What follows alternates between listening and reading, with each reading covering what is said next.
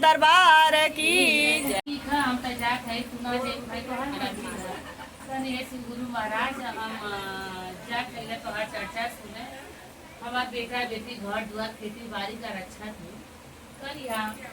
अब जेठान गए शिव चर्चा सुंदर देवराम का करें मोरिया ली अब बेटवा के लिए पहन की जगह जेठान गए शिव चर्चा सुंदर कर ले उनका हम फूल पार तोड़ ले आई तो बेटवा के मचाने पे बैठा के तो कहीं ए बाबू क्यों आई तो तू हमसे बताया। तो जब बात तोड़ा लगे तो कहना भाग रे माई मकैया वाला तारे भाग रे माई मकैया वाला तारे। तो कहनी भैया और कौन निशानी बतावा कहना माई बड़े बड़े बाल उनकर पागल पागल दाढ़ी बाले बड़े बड़े बाल उनकर पागल पागल दाढ़ी बाले बैल पे सवार माई हो बैल पे सवार माई मकैया वाला अवतारे भाग रे माई मकैया वाला अवतारे भाग रे माई मकैया वाला अवतारे। भैया लगत है उगैल बाटी शिव चर्चा सुने बदे शिव गुरु महाराज उनका लगत है रक्षा करे बदे आयल हम भैया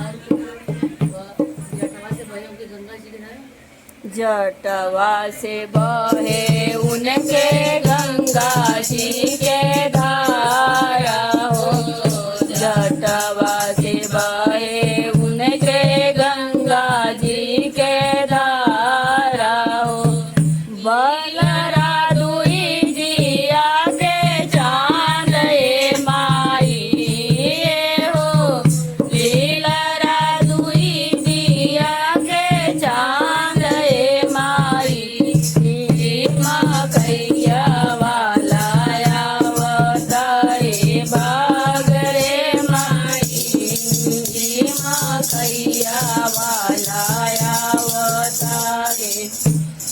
भैया केहू ना बा शिव गुरु महाराज बाटा भैया हरिंदर दियल तीन गोनिया मामा हो भैया हरिंदर दियल तीन गोनिया मामा हो दिया माया बनावे माई हो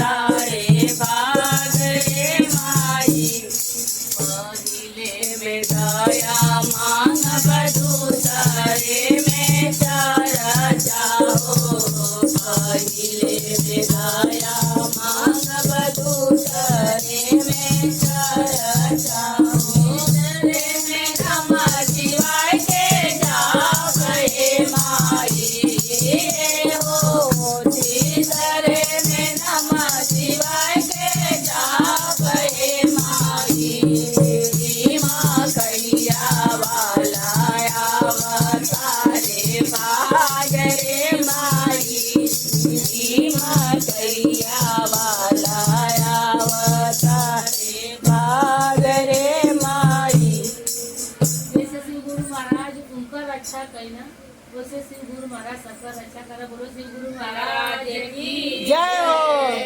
मैया भवानी की जय। नीलम दीदी हरिंदर भैया की। बोलो हर हर महादेव की।